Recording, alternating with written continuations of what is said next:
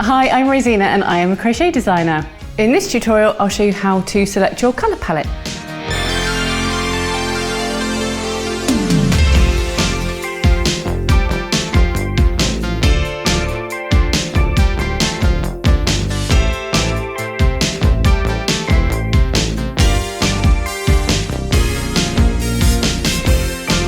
The Knitcraft Mixtape Medley CAL is an 8-week crochet along to help you explore new stitches, try new colour combinations and have fun along the way.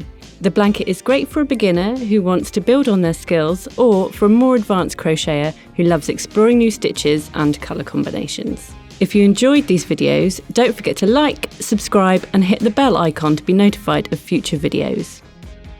Choosing your colour palette can feel really overwhelming. But it honestly doesn't have to be, it can be super easy. You just need to remember to balance your warm colours with your cool, so get equal amounts of both, and then bring those together with two other elements. That is a neutral shade and a shade that's going to pop. In this blanket, I've chosen beige for the neutral and brown for the pop.